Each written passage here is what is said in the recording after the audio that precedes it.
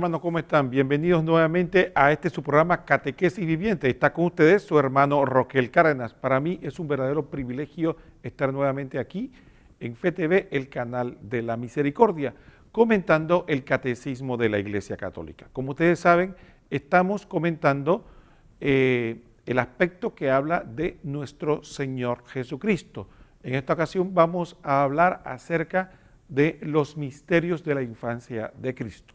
Pero antes de ir entrando en materia, como ustedes saben, al iniciar el programa siempre pedimos su apoyo para esta obra de evangelización que es FeTV, el canal de la misericordia. Usted puede definitivamente aprovechar de toda la programación de FeTV sintonizándonos a lo largo de todo el día, porque tenemos diferentes aspectos que cubrimos desde la oración, la formación humana, la información, la catequesis y todos estos aspectos tan importantes para nuestra vida. Así que sintoniza el canal porque nadie ama lo que no conoce. Conociendo el canal se va a enamorar de él, de su programación y efectivamente nos va a ayudar. El otro aspecto importante es también la oración. Siempre recordemos que en todo lo que tiene que ver con nuestra vida debe estar cubierto por la oración, por la comunicación con Dios, que es el dador de todos los bienes. Entonces, siempre recuerde orar, obviamente por usted, por sus necesidades, por su familia, por el país, por el mundo, por la iglesia, pero no olvide este canal, pedir para que Dios nos conceda la gracia de poder seguir adelante. Y finalmente, bueno, usted también está invitado a colaborar, a ser parte de esta obra de evangelización, donando, aportando. Como saben, esta obra, como cualquier otra obra humana, requiere de los bienes materiales. Tenemos diversos gastos que tenemos que cubrir, entre ellos la planilla, los gastos de los servicios públicos, energía eléctrica, comunicación, agua, el mantenimiento de la infraestructura, la compra de equipo y tantas otras cosas que tenemos que cubrir para que esta obra pueda seguir adelante y la palabra de Dios llegue a todos los rincones de nuestro país y más allá. ¿Cómo puede hacer esta donación?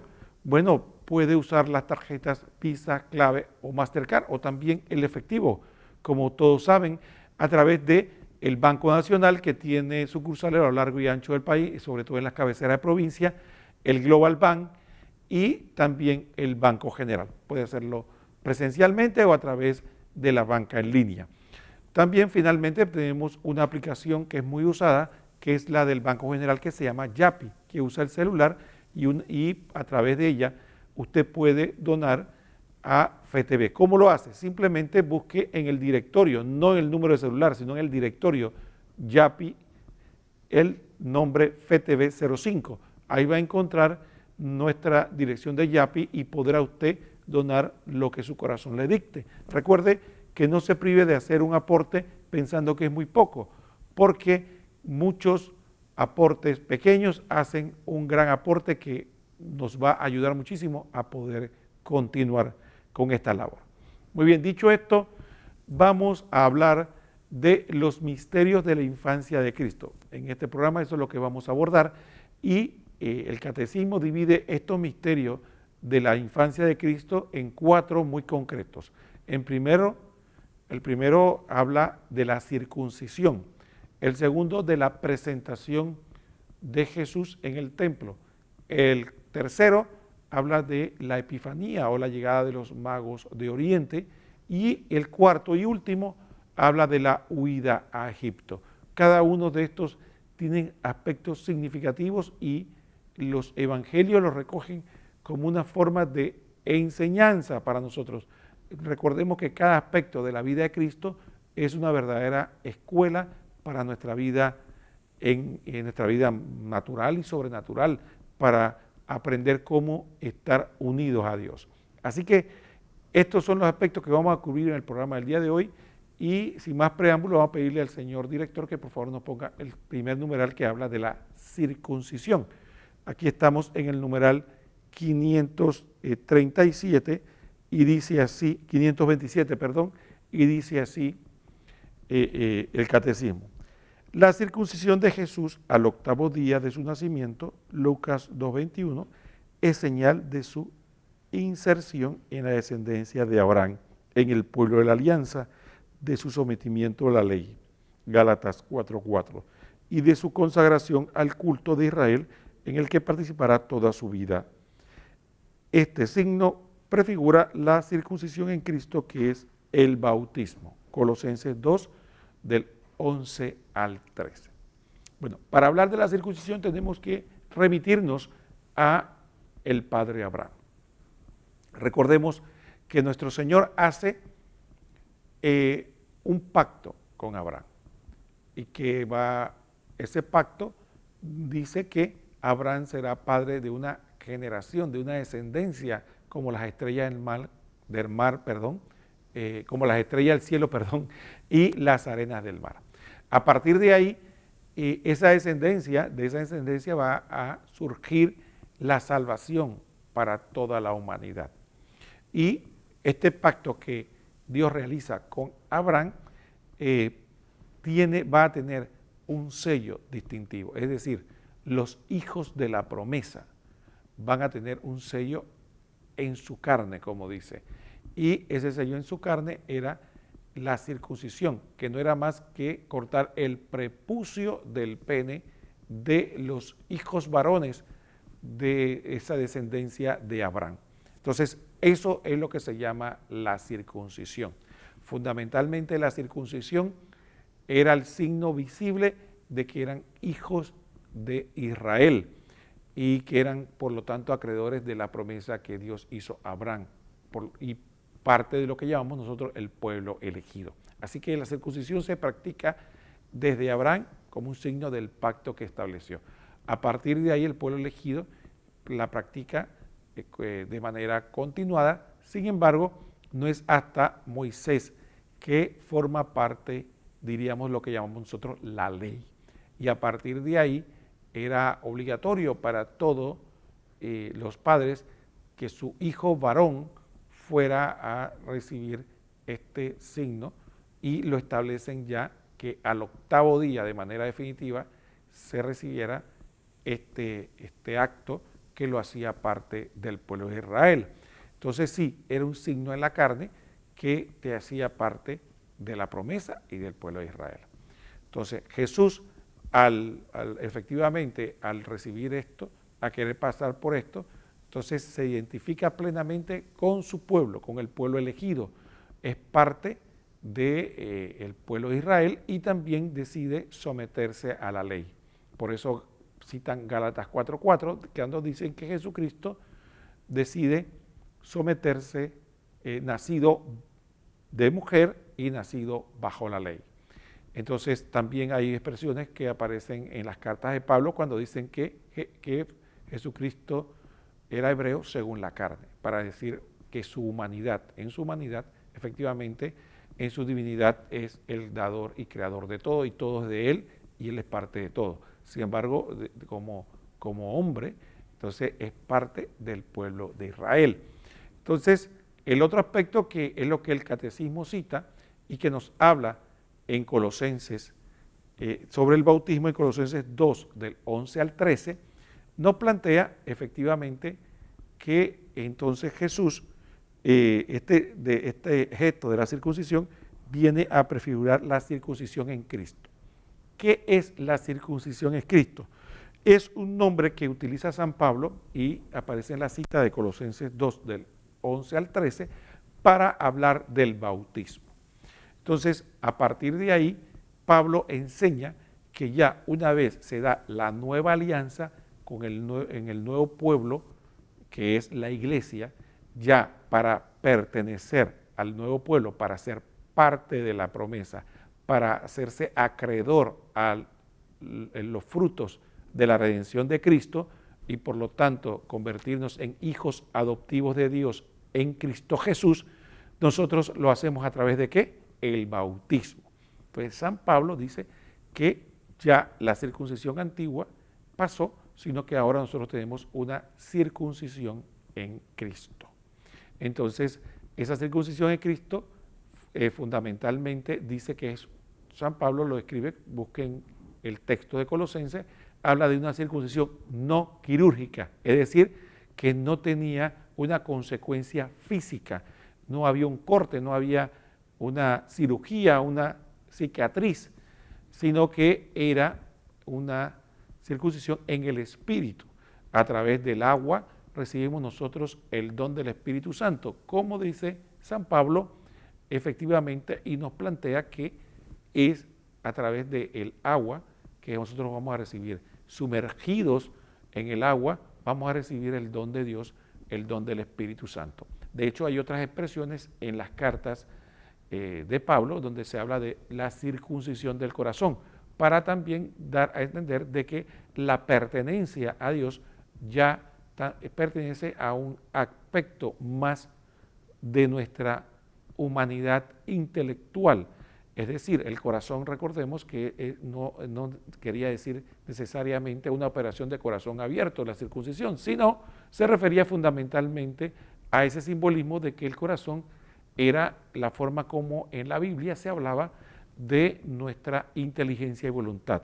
Y la circuncisión del corazón era la entrega que hacíamos nosotros en nuestra inteligencia, en nuestra voluntad, hacia Dios, cuando el Espíritu actúa en nosotros. Entonces, todos estos aspectos del término circuncisión son importantes para nosotros. Y el otro aspecto significativo es que ahí vemos indicios de la práctica del bautismo de niños. Recordemos, hay gente que cuestiona, por ejemplo, por qué bautizamos a los niños. Sin embargo, usted verá que en el Antiguo Testamento era costumbre que los miembros del pueblo de Israel no esperaban a la edad adulta para preguntarle si se circuncidaba o no, simplemente recibían la circuncisión porque era la promesa de Dios y era parte del pueblo. Entonces, cuando se hace el nuevo pueblo de Dios, viene San Pablo y hace esa comparación interesante y nos plantea el hecho de que efectivamente a través lo que reemplazó la circuncisión del Antiguo Testamento es el bautismo, y que el bautismo la circuncisión se practicaba al octavo día, y por lo tanto ahí vamos a tener efectivamente un bautismo. Entonces aquí, esto que aparece en pantalla, por ejemplo, más adelante podríamos hablar un poco de eso, sobre todo en la vida pública de Jesús, cuando se va a hablar del bautismo de Jesús, y había que hacer aclaraciones con respecto al bautismo de Juan y el bautismo cristiano, y eso va a ser interesante. Pero sí, nosotros nos estamos refiriendo, o San Pablo se refiere efectivamente en esta ocasión al bautismo que Jesús establece antes de ascender al cielo, cuando le ordena a sus apóstoles: vayan por todo el mundo y bauticen a toda criatura en el nombre del Padre, del Hijo y del Espíritu Santo.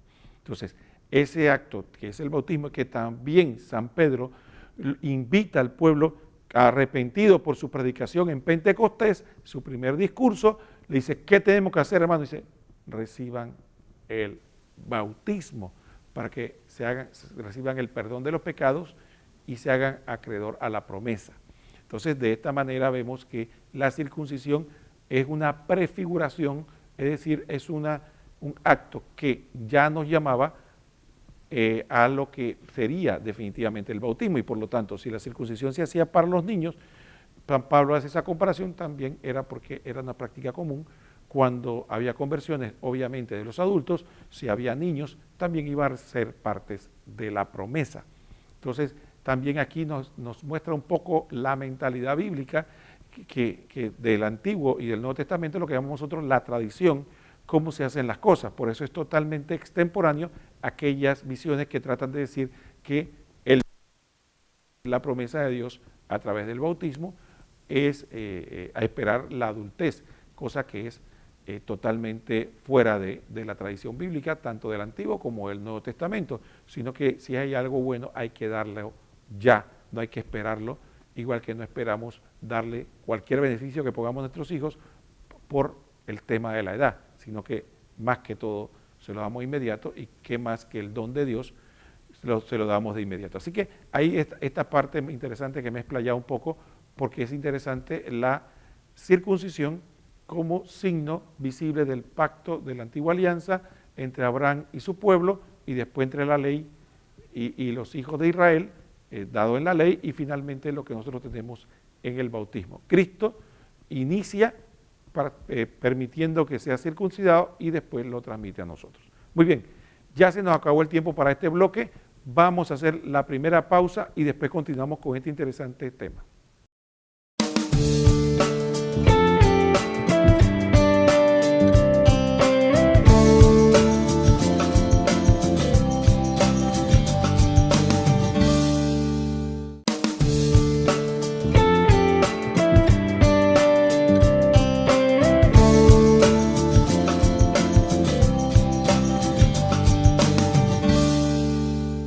Bien, hermanos, estamos de vuelta en su programa Catequesis Viviente, comentando el Catecismo de la Iglesia Católica y estamos meditando sobre los misterios de la infancia de Cristo. Ya hablamos de la circuncisión, ahora vamos a entrar en otro aspecto.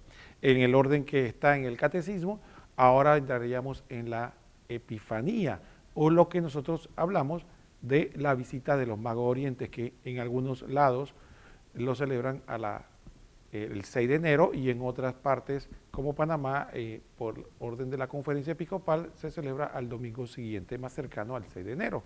Entonces sí, pero es lo que llamamos nosotros la Epifanía o los magos de Oriente. Una aclaración, este acontecimiento del punto de vista histórico, todo indica que es posterior. El orden histórico debería ser la circuncisión, que fue al 8º día, la presentación en el templo, la Epifanía y después la huida de Egipto. Del punto de vista histórico, solo para aclarar, para que no nos confundamos y pensemos que se dio primero la circuncisión y después la Epifanía. No. Circuncisión, presentación en el templo, Epifanía y la huida de Egipto. Ese es el orden cronológico histórico que todo indica por las escrituras que debió haber sido. Pero el catecismo decidió poner la Epifanía primero. Entonces, recordemos, Epifanía significa manifestación. Entonces, Jesucristo decide, cuando Él recién llega al mundo, aún siendo un niño pequeño, manifestarse no solo cuando aparece, está recién nacido, que hace poco ha nacido, que los ángeles se lo anuncian a los pastores, que es un medio, es una epifanía, también es una manifestación. Los ángeles le dicen, ha nacido el Mesías, el Señor, el Salvador. Así que sí se manifestó a los pastores. Pero esta tiene una relevancia muy particular porque efectivamente indica ya la universalidad de la salvación de Cristo y obviamente del Evangelio. Porque entonces Jesucristo también decide manifestarse a personas fuera del pueblo de Israel. Ya Jesucristo en ese momento estaba dando un indicio de que efectivamente el Evangelio no era solo ya para el pueblo hebreo, para el pueblo elegido, sino para toda persona, con la única distinción que quisiera aceptar, ¿no? Y tener fe en Él. Entonces, por lo tanto, esa manifestación tiene ese sentido. Entonces vamos a pedirle al señor director que vamos a leer este numeral que es bastante extenso. Vamos a tener que probablemente leerlo por partes porque tiene su extensión para que veamos los diversos aspectos. Dice esta parte. La Epifanía es la manifestación de Jesús como Mesías de Israel, Hijo de Dios y Salvador del mundo. Con el bautismo de Jesús en el Jordán, las bodas de Caná, solemnidad de la Epifanía. La Epifanía celebra la adoración de Jesús por unos magos venidos de Oriente. Entonces, en estos magos representados de religiones paganas, de pueblos vecinos, el Evangelio ve las primicias de las naciones que se acogen por la encarnación, la buena nueva de la salvación. Entonces, aquí, en este aspecto, vemos, y le pido al señor director que lo deje un momento aquí en pantalla para que veamos algunos de estos aspectos. En primer lugar, observe la primera parte. La Epifanía era manifestación del Mesías, de Jesús, a los magos. Sin embargo, vemos que mencionan dos aspectos, el bautismo de Jesús en el Jordán y las bodas de Caná. ¿Por qué mencionan esto? Porque acuerden que Epifanías es la forma en que Jesús se manifiesta, se hace presente como Él es en realidad el Hijo de Dios, el Cristo, el Mesías, el Salvador. Entonces, si bien es cierto, cuando estaba niño se manifestó a los magos de Oriente, ya después, cuando Él inicia su vida pública, también se dan manifestaciones. Recordemos, hablamos de modo genérico que se dio una epifanía en el aspecto de cuando los ángeles le avisan a los pastores. Se da una epifanía cuando los magos de Oriente encuentran al Mesías, Dios se manifiesta a ellos. Tenemos entonces otra epifanía, recordando que la palabra epifanía es manifestación, cuando Juan el Bautista lo presenta a la comunidad y le dice, he ahí el Cordero de Dios que quita el pecado del mundo. E incluso declara que él no es digno ni siquiera de desatarle la correa de la sandalia, dando el aspecto de la dignidad de Jesús. Y tenemos la boda de Caná, que en la boda de Caná efectivamente vemos cómo nuestra Madre, la Virgen María, entra en diálogo con Jesús y, como dicen algunos padres, pareciera como que moviera su mano, la empujara para que realizara el primer milagro público y entonces se diera a conocer a sus discípulos. De hecho, el apóstol San Juan recoge en ese acontecimiento de la boda de Caná que vieron el milagro y creyeron en él, creyeron que era el Mesías. Entonces, de alguna manera, nos presentan como el primer signo, San Juan, milagroso de Jesús. Entonces se manifiesta públicamente ya como aquel Señor que viene con poder, con autoridad, a establecer un pacto con la humanidad y salvarnos. Entonces es otra manifestación o epifanía, por eso el catecismo la recoge. Sin embargo, en las siguientes líneas veremos cómo efectivamente el catecismo entonces se centra un poco más en lo que la Iglesia decide llamarle, digamos, por antonomasia, por especificidad, la manifestación. Es la manifestación, la epifanía. Entonces la de los magos orientales. ¿Por qué? Porque tiene una significación muy importante, porque es como la apertura de la gracia de Dios a toda la humanidad. Fíjense lo interesante de esta epifanía, que es que Dios decide comunicarse con estas personas, estos paganos, a través de un signo que le fuera reconocible a ellos.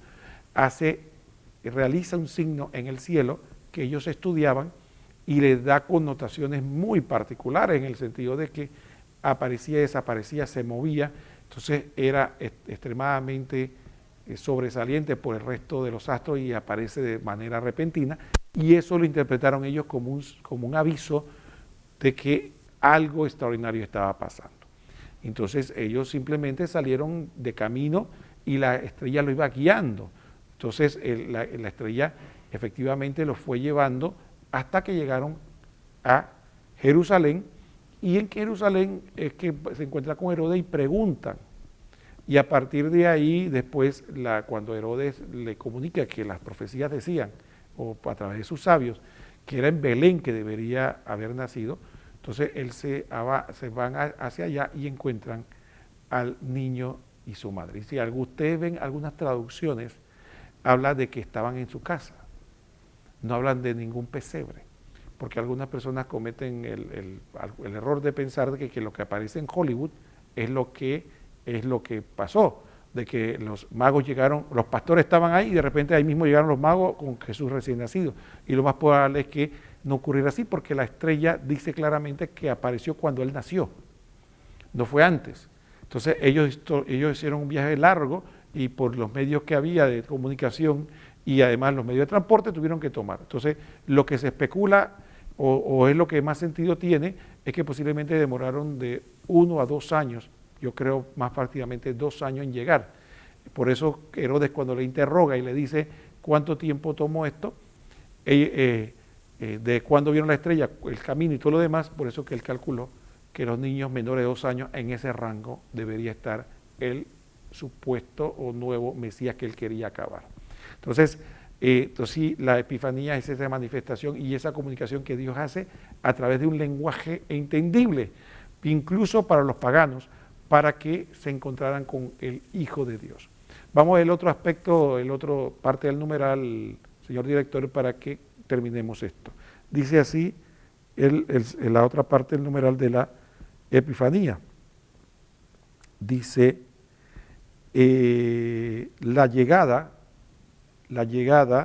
de los magos a Jerusalén para rendir homenaje al rey de los judíos muestra que buscan en Israel a la luz mesiánica de la estrella de David. Números 24 y 17, Apocalipsis 22 y 16. Al que será rey de las naciones, número 24 y 17 al 19.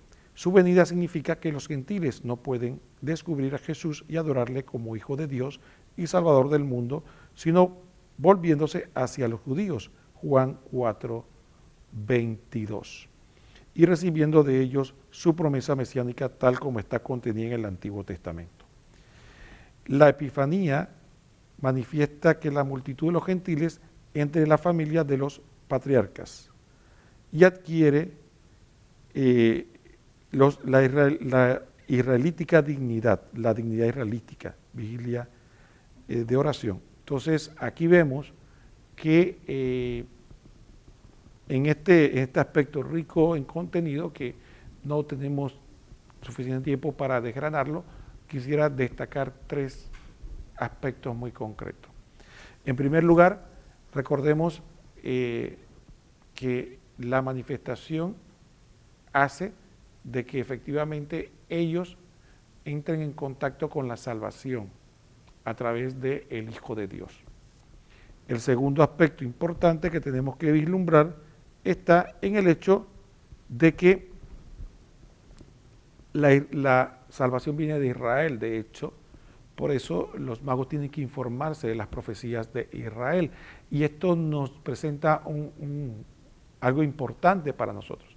Nosotros, si bien es cierto, no somos israelitas en cuanto a la promesa, sí somos efectivamente, venimos de Israel. Por eso la iglesia llama a los hebreos nuestros hermanos mayores, porque a través de ellos es que nosotros entramos en contacto. San Pablo usa una terminología interesante, habla de que el olivo verdadero era Israel y nosotros nos convertimos en un olivo silvestre que fuimos injertados a Israel gracias a nuestra fe en Jesucristo. O sea, nos hicimos parte de todas las promesas que se le hizo a Abraham, a Isaac, a Jacob y a todo el pueblo de Israel a través de Cristo Jesús, porque Cristo Jesús viene a ser a nosotros no solo en la unión de verdadero hombre con Dios a través de él, porque se hizo con uno de nosotros como hijo de Adán, sino que a través también de él, como verdadero israelita y también verdadero Dios, nos hace acreedores a ser parte del pueblo elegido en él, a través de la iglesia. Entonces, por eso nosotros lo llamamos el nuevo pueblo de Dios. Y finalmente, el otro aspecto que tenemos que destacar está el aspecto que de la Epifanía como un signo de la apertura que todos debemos tener hacia que Jesucristo no le pertenece a una cultura, un momento histórico, a un país en particular, sino que como Dios es de todos y para todos. Y es nuestro deber el poder comunicar como la misión que Dios nos dio a que todos los hombres son acogidos en el seno de la iglesia. Por eso San Pablo dice que ya no hay más ni libre ni esclavo, ni judío ni griego, ni mujer ni hombre. Todos somos uno en Cristo Jesús para gloria de Dios Padre. Entonces ya a partir de ahí nadie se puede abrogar el derecho o se puede ufanar de que es un elegido en particular. Todo ser humano tiene la oportunidad de tener acceso al don de Cristo. Solo por el hecho mismo de ser criatura de Dios, ser un ser humano, tiene esa opción. Por lo tanto, es un llamado también, y por eso se reflexiona, a la iglesia a evitar ese estar cerrado a que mi grupo, mi nación, mi cultura, mi forma de ser cristiano, como que sí nos vamos a apropiar de Cristo. Entonces, hay un cristianismo en Europa, hay un cristianismo en América, hay un cristianismo en África, en Asia. Lo esencial, todo lo tenemos, pero tenemos nuestras particulares, pero el don de Cristo es para todos. Por eso San Pablo también nos aconsejaba y nos decía que tenemos que hacernos todos, para ganarlos a todos para Cristo Jesús. Entonces, la Epifanía también nos abre esa enseñanza de apertura que muchas veces ha insistido el Papa Francisco, de que la iglesia no puede cerrarse al mundo para poder llevar el evangelio a todas las personas y que todo mundo en la iglesia se sienta de alguna manera acogido. Dicho esto, vamos a cerrar este bloque despidiéndonos por ahora para continuar con el otro aspecto que continúa, que es la presentación del niño Jesús.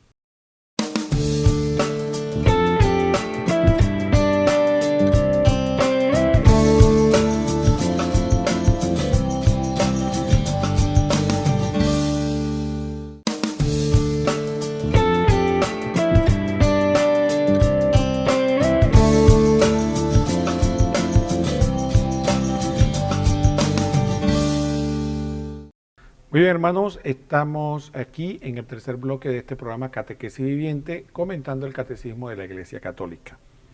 Ahora vamos a entrar en el otro aspecto, que es la presentación del niño Jesús en el templo.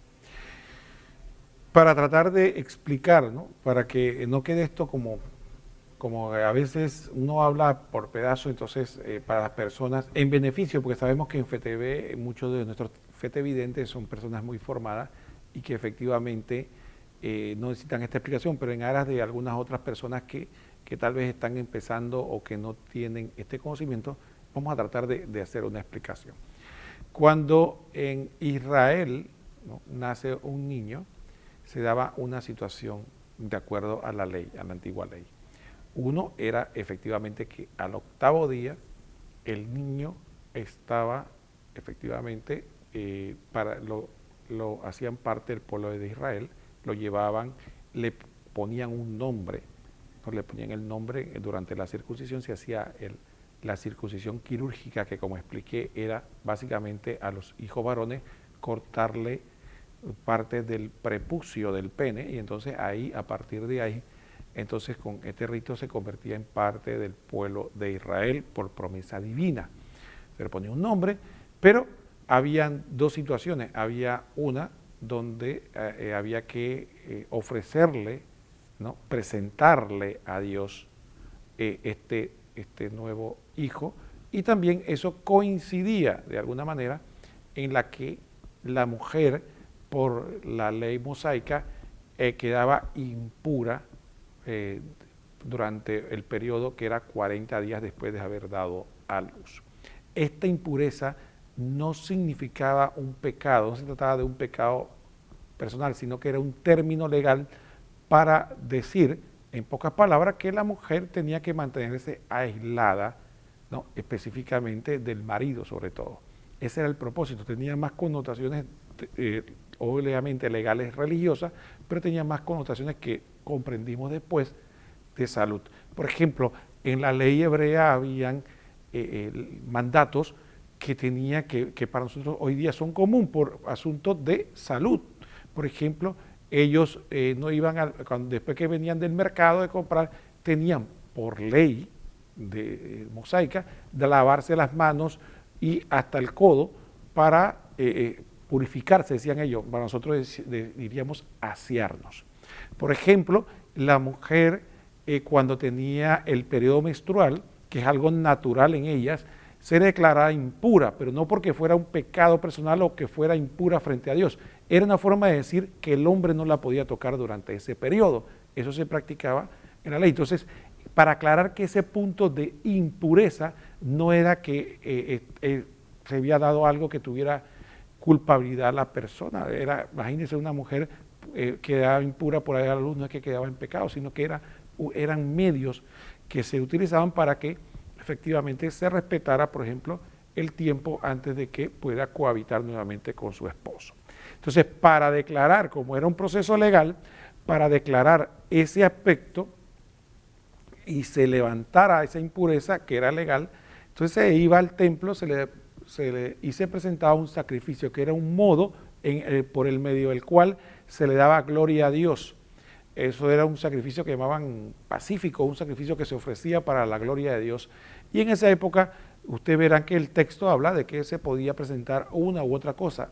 La gente más pobre, como tenía plata para tener un cordero, entonces podía presentar 2 pichones, dice la palabra, ¿no? Entonces, él presentaba lo más barato y eso se sacrificaba, y era un ofrecimiento. Y a partir de ese momento que se hacía ese sacrificio, legalmente la mujer quedaba ya totalmente pura desde el punto de vista legal y ya podía tener su relación. Entonces la Virgen María tenía que cumplir como cumplidora de la ley, igual que San José y su hijo Jesús, efectivamente entonces pasan por este proceso, y lo hago la aclaración para que primero conozcamos un poco el ambiente donde se dio esta situación, y también para que conozcamos también, porque hay gente que se confunde cuando antiguamente, ya no se usa tanto, pero antiguamente, y tenía sentido bíblico, hablaban de la purificación de la Virgen María, de hecho el misterio del Rosario, ¿no? Ahora le llaman la presentación del niño Jesús, porque la gente cuando escuchaba la purificación de la Virgen María dice, no es que es inmaculada, porque tenía que purificarse. Bueno, por las razones que acabamos de explicar, ¿no? Entonces, tenía este sentido. Entonces es importante, buscamos. Entonces, a partir de ese momento, se daban esos dos acontecimientos donde la mujer presentaba sacrificios, pero a la vez se presentaba a Dios, al Hijo, y este tenía particular sentido porque era el hijo primogénito. El primogénito no significaba que habían otros hijos, sino que era el primer hijo, fuera el único o hubiera más. Entonces, este primer hijo se consagraba a Dios. Entonces, la ley decía que me consagrarás todo primogénito, todo el que abre el seno materno, me lo consagrarás, animal o ser humano. Entonces era un sentido, era un consagrado a Dios, también tiene ese sentido importante. Entonces ese rito se hacía al octavo día de la circuncisión, después se hacía este rito a los 40 días después. Entonces se da y esto es lo que llamamos nosotros la presentación del niño Jesús en el templo, que es cuando en el texto bíblico aparece que la profetiza Ana, y Simeón se encuentra con el niño y desarrollan estos llamados proféticos, reconociendo por gracia de Dios, el Espíritu Santo, que este era el Salvador. Entonces vamos a pedirle ahora sí, después de haber hecho este preámbulo, al señor director, que pongamos el numeral para que leamos qué nos enseña el catecismo sobre este gran acontecimiento. Dice: la presentación de Jesús en el templo lo muestra como el primogénito que pertenece al Señor. Con Simeón y Ana, toda la expectación de Israel es la que viene al encuentro de su Salvador. La tradición bizantina llama así este acontecimiento. Jesús es reconocido como el Mesías tan esperado, luz de las naciones y gloria de Israel, pero también signo de contradicción. La espada de dolor predicha a María anuncia otra oblación perfecta y única, la de la cruz, que dará la salvación que Dios ha preparado ante todos los pueblos. Entonces, sí, aquí vemos que en el catecismo nos presenta y nos trata de manifestar varios aspectos. En primer lugar, ya lo mencionamos, que era el primogénito. El otro aspecto que encontramos es lo que Simeón profetiza. Entonces vienen varios aspectos, ¿no? Viene el aspecto de que Jesucristo va a ser luz de las naciones, gloria de tu pueblo Israel, pero también profetiza que una espada atravesará el corazón de la Virgen María. Entonces, ahí viene la connotación del misterio de Cristo, la gloria como verdadero Hijo de Dios, la luz que viene a traernos en cuanto a la sabiduría y en cuanto a la iluminación que nos da el don del Espíritu Santo y de su mensaje, evidentemente, pero también el sacrificio de la cruz, aspectos que son inseparables del misterio de Cristo. Entonces, ya desde la niñez se tiene que tener presente de que el misterio de Cristo es uno. Y aprovecho esto para hacer la siguiente aclaración. Cuando se da la catequesis, muchas veces algunas personas critican, cuestionan cuando personas tienen una devoción particular de un aspecto de la vida de Cristo. Por ejemplo, hay gente que le gusta Jesús resucitado, hay otros que dicen que son más de Viernes Santo, incluso eso se ve hasta en la pastoral. Hay parroquias donde la Semana Santa tiene una connotación impresionante. Cuando me refiero son los acontecimientos de la pasión, muerte de Jesús. Pero la resurrección sí, celebran la Pascua, pero como que después los cincuentena pasa como muy desapercibida. Hay otros que son muy de la infancia de Jesús. Les gusta mucho la divina infancia, el divino niño. Entonces, ustedes dirán, bueno, ¿y por qué es cuestionado? Porque no tiene nada de malo, sino al contrario, el profundizar en cada misterio de la vida de Cristo nos ayuda a nuestra vida espiritual. El problema es cuando nos cerramos solo a ese aspecto. Aquel que solamente ve el triunfalismo, el Cristo milagroso, el Cristo que venció la muerte, el Cristo que parece intocable. Entonces tiene un cristianismo muy triunfalista, muy optimista. Entonces cuando tiene que enfrentar las dificultades, entonces pronto, como decía la parábola del sembrador, pierde la fe.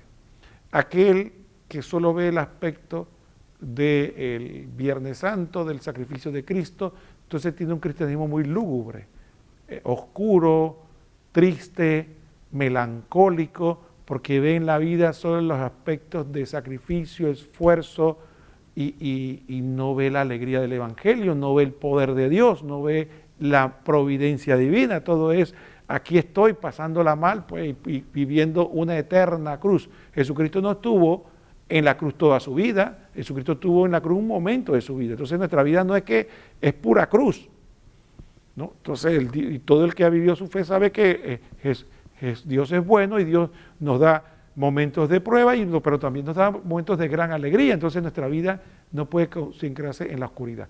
Y el otro aspecto, el de la divina infancia, entonces solo queremos ver el aspecto tierno, bonito, hermoso, que nos conmueve, emotivo del niño bonito, como pasa en la Navidad, ¿no? En la Navidad la gente, inclusive los que no son creyentes, quedan impresionados con la belleza del niño, del nacimiento, del sentimentalismo que provoca la Navidad, pero no hay aspectos concretos de madurez de la visión del Cristo total.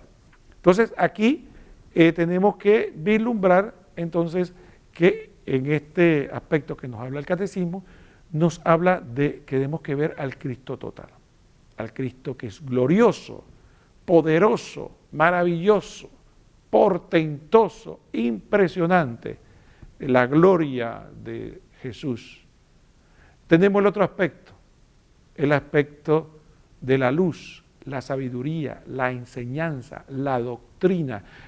Nosotros no tenemos una fe invertebrada, una fe amorfa, que no tiene, que bueno, sí, yo quiero a Jesús y me gusta y punto, como un romanticismo, pero que no es nada concreto, es como aquellos novios que dicen que se aman, pero ante la primera dificultad se dejan, ante la primera situación difícil se separan, ¿no? Es un amor romántico que cualquier dificultad lo daña. ¿Por qué? Porque no vemos que Él es la luz, y esa luz viene a quitar la oscuridad de nuestro pecado, pero también de nuestra ignorancia, de nuestra visión equivocada del mundo. Si no la cogemos, entonces no tenemos el misterio total de Cristo. Entonces vemos el portento, no podemos vivir con un Cristo impotente, como aquel Cristo que, hombre, nada más me deja aquí en el mundo como hoja llevada por el viento. No, mi Dios es un Dios poderoso. 2, la luz, la inteligencia, la capacidad, la doctrina, el contenido de nuestra fe. Y el tercer aspecto, la cruz. Que nuestra vida de fe no puede estar exenta de esfuerzo, trabajo y sufrimiento, que al fin y al cabo no me asustando porque no hay nadie que se salve de esto en esta vida. Puede huir todo lo que quiera, pero nadie se salva del sufrimiento. Entonces, ahí efectivamente el Cristo total. Entonces, cuando usted tenga una devoción por el divino niño o le llama la atención el Cristo de la cruz, o le llama la atención el Cristo glorificado, o le llama la atención el Cristo de la vida pública que sanaba a la gente, que liberaba el dolor, perfecto, pero no olvide el Cristo total.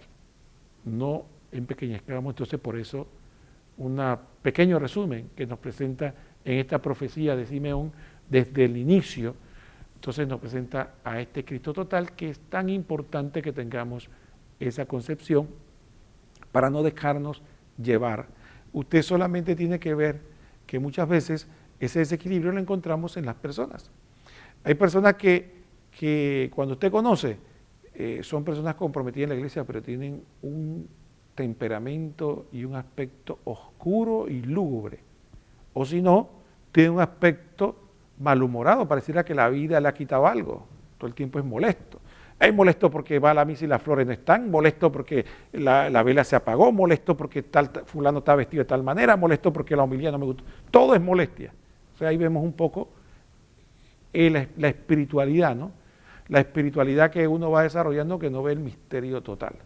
O gente que de repente es muy devota, pero apenas tiene una dificultad, una situación, entonces comienza a preguntar dónde está Dios, porque no tiene claro que Dios nos ama, pero si amó entrañablemente a su Hijo y pasó por la cruz, como nosotros no vamos a pasar por la cruz. Pero nunca vamos a ser tentados sobre nuestra fuerza, no va a dar una cruz que no podamos cargar. Y finalmente, aquel que es pesimismo impresionante. Sí, es verdad que no hay empleo, la situación está dura, estamos en una situación de recesión, qué sé yo, tantos problemas que pueda tener en mi vida social o personal, pero entonces tiene un Dios impotente, pues. Entonces Dios no puede hacer nada. Lo que Dios quiere es que yo me la aguante aquí, porque ni le pido ni tengo fe que Él pueda hacer. Jesús decía, ¿tiene fe? Y le preguntaba a la gente antes de que recibiera un favor si tenía fe. Entonces eso es para que hacer este resumen de que Simeón nos llama de la gloria del Mesías, de la luz de las naciones y también de la espada que va a atravesar el corazón de la Virgen y también nuestro corazón. Muy bien, vamos a hacer la tercera pausa del programa y vamos después con el segmento final.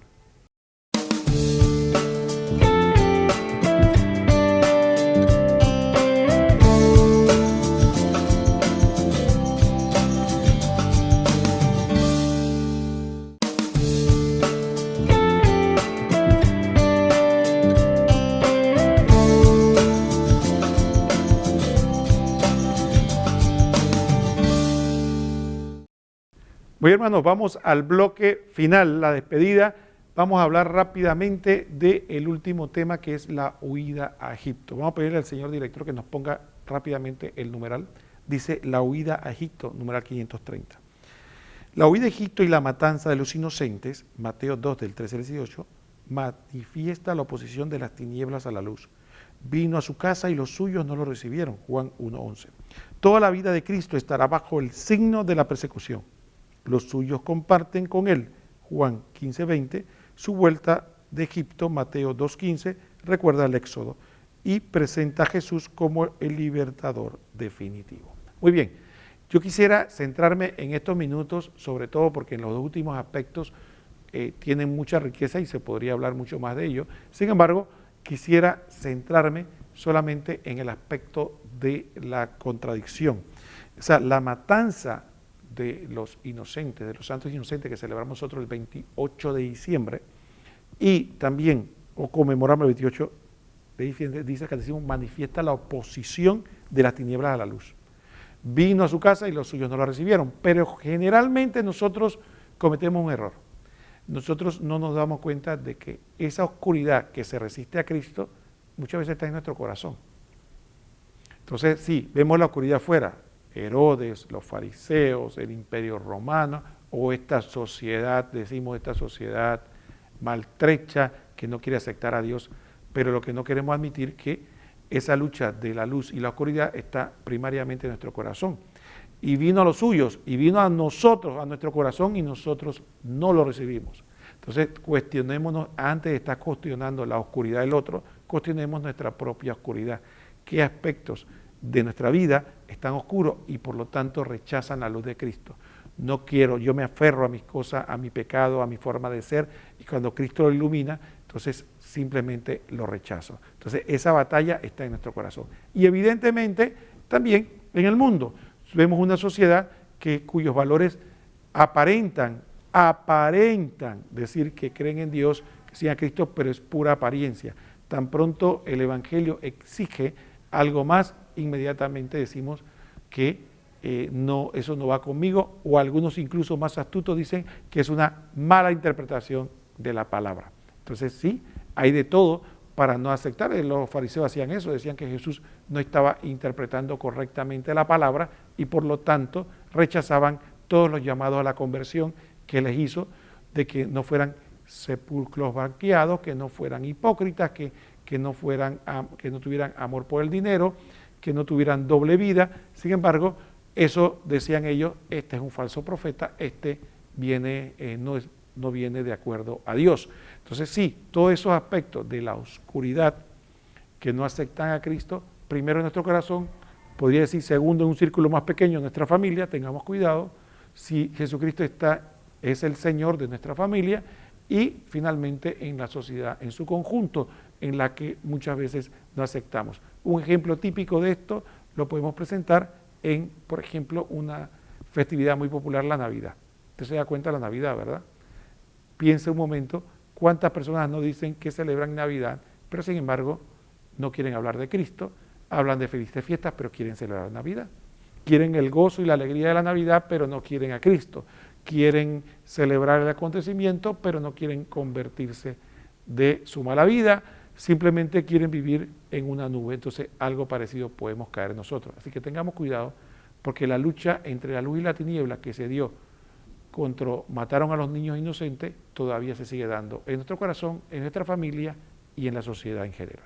Bueno, ha sido un verdadero privilegio haber podido compartir con ustedes estos momentos comentando el Catecismo de la Iglesia Católica con los misterios de la infancia de Cristo. No se vaya, porque quédese aquí en FETV y los invitamos para que el próximo martes, Dios mediante, seguimos comentando el Catecismo. En la próxima ocasión vamos a hablar de los misterios de la vida pública de Jesús, ya como adulto, como cuando hizo su aparición como verdadero Mesías. Vamos a hablar un poco de ese aspecto interesante, así que acompáñenos y quédese en la compañía de FETV, el canal de la misericordia. Que el Señor los bendiga a todos. Hasta pronto.